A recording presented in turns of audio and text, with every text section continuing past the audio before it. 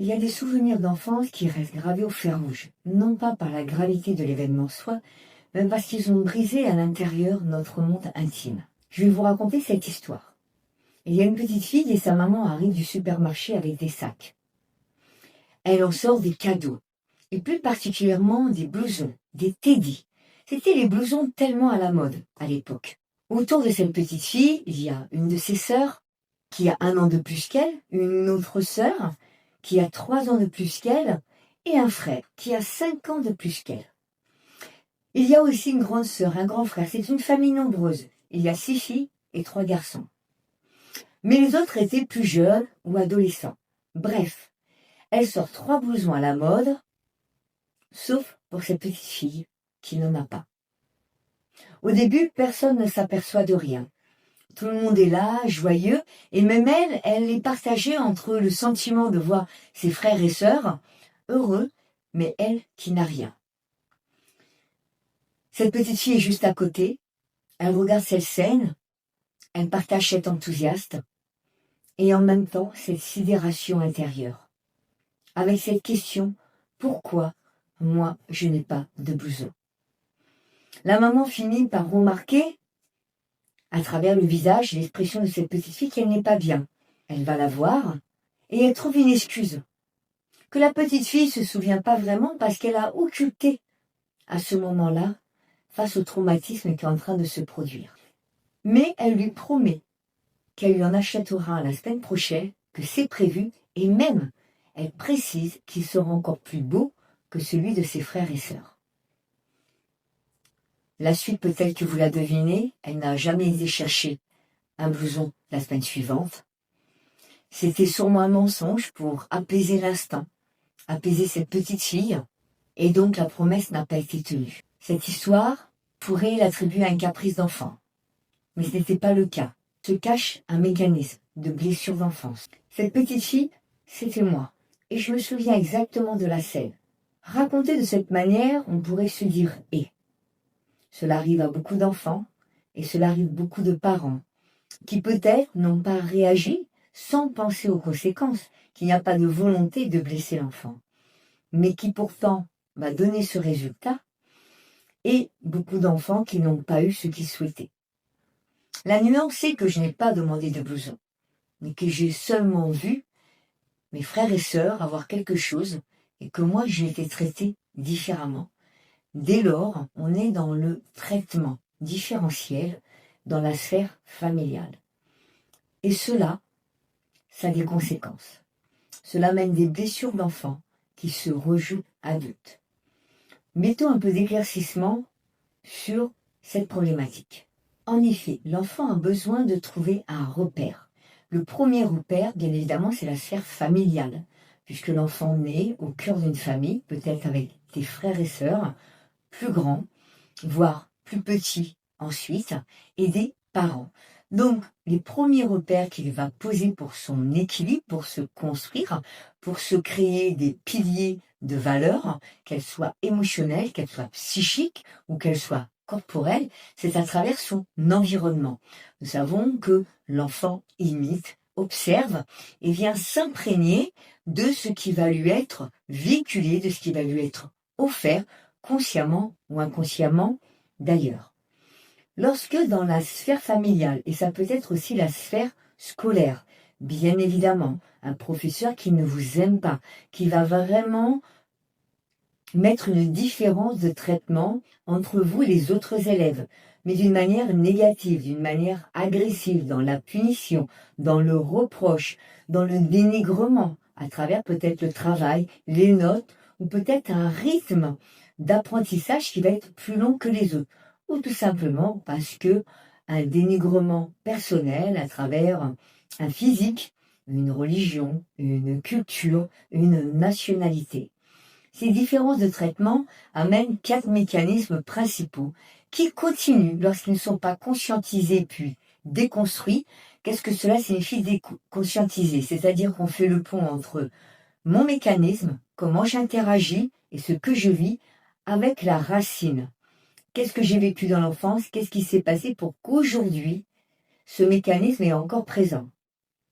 Puis déconstruit il va continuer à se répéter, à nous conditionner dans nos vies d'adultes, dans nos choix, dans nos décisions, dans nos relations, dans nos projets. Cela va créer des blessures, des situations, des réponses traumatiques, et nous allons les détailler maintenant. Le premier mécanisme que nous allons aborder, c'est « je suis traité différemment ». Ce premier mécanisme, c'est le sentiment d'une différence de traitement vécu enfant qui crée un sentiment d'injustice permanent.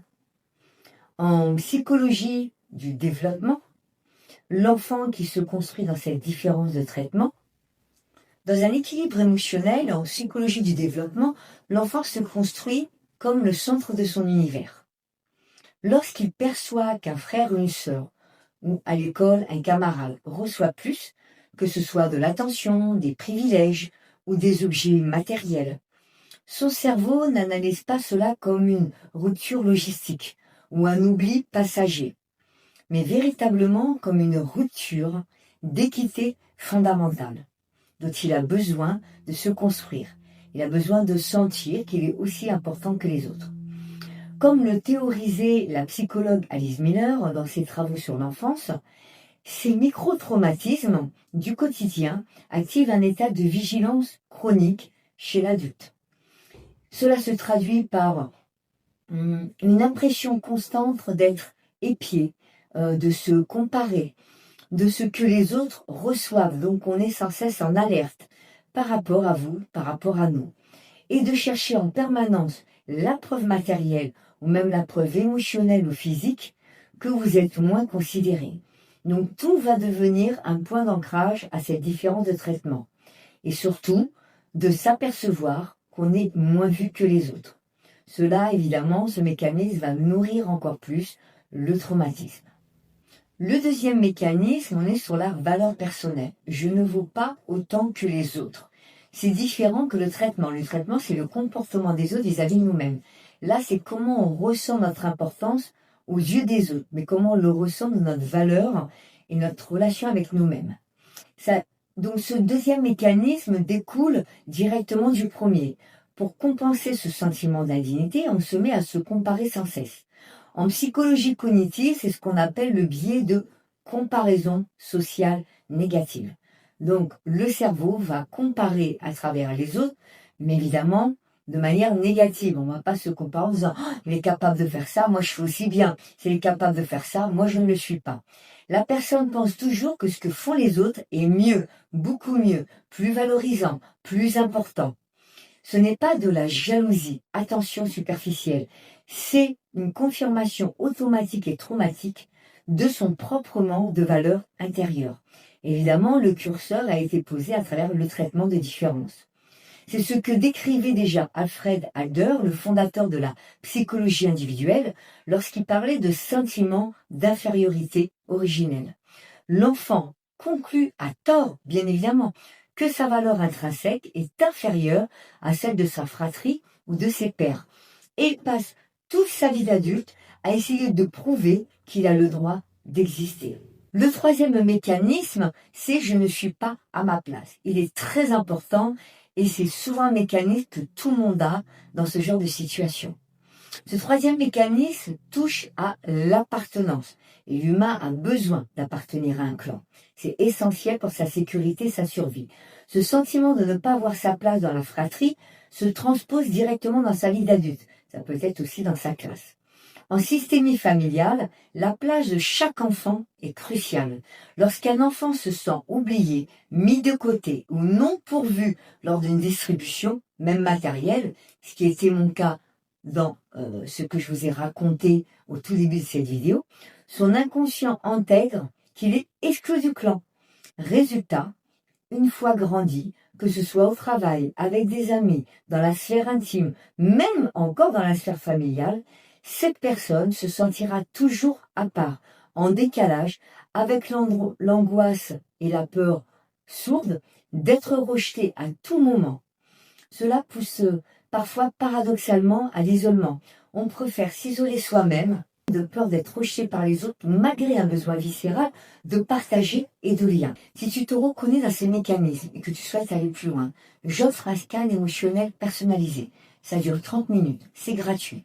Si tu veux en profiter, tu as juste à cliquer sur le premier lien sous la vidéo. Tu bloques ton créneau dans mon calendrier et je te contacterai directement par WhatsApp. Quatrième mécanisme, je ne suis pas digne d'être aimé. Celui-là, il est très puissant et très présent aussi, même au-delà de ce genre de situation. Cet ultime mécanisme, comment pourrais-je dire, c'est la croyance fondamentale d'indignité affective. Je ne suis pas digne d'être aimé. Cela pourrait être l'équivalent de « je ne mérite pas l'amour ». En tout cas, je ne suis pas assez bien, assez quelque chose pour que les gens m'aiment. Souvent, c'est pas assez important. John Bowlby, le père de la théorie de l'attachement, a démontré que la sécurité affective de l'enfant repose sur la certitude d'être une priorité pour ses figures d'attachement. Évidemment, les premières figures d'attachement, ça va être les parents, ça peut être les grands-parents, ça peut être un nounou, ça peut être aussi le professeur, la maîtresse ou le maître. Si cette sécurité est fissurée par une injustice ou un oubli perçu comme un rejet, l'enfant ne remet pas en cause l'adulte. C'est important de préciser. Ce qui serait psychologiquement trop menaçant pour sa survie. Il pourrait se dire que je vais être abandonné et cela le met dans un climat d'insécurité, mais se remet en cause de lui-même.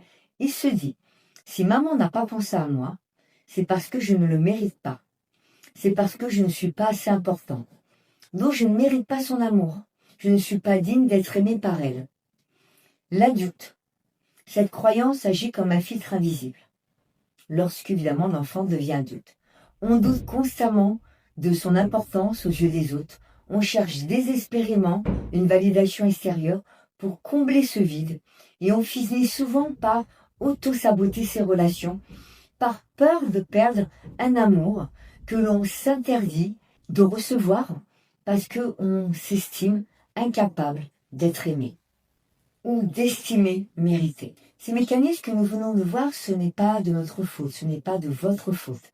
Nous ne sommes pas responsables de ce que nous avons vécu enfant, de ce qu'ont vécu nos parents, la manière dont ils nous ont éduqués, ni de la manière dont notre inconscient a programmé ces mécanismes de survie pour nous protéger de quoi?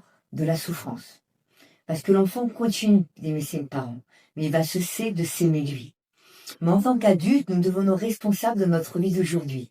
Il est primordial de venir rectifier ces schémas, car ils pénalisent fortement nos choix dans nos vies, les décisions que nous allons prendre pour notre bien-être, pour notre avenir, nos relations, qu'elles soient amicales, amoureuses, voire encore familiales, nos projets de vie et nos prises de décision au quotidien. Comprendre d'où l'on vient, c'est donner enfin le pouvoir de se libérer. Déconstruire le mécanisme, c'est se donner le droit d'exister selon nos envies, notre plaisir et d'être dans son plein potentiel. Je rappelle, si tu souhaites ce scan émotionnel personnalisé, il y a juste à cliquer dessous. Ça peut être aussi un appel découverte. Si tu le souhaites, je t'écris par WhatsApp et on se retrouve. Merci à tous ceux qui ont regardé cette vidéo.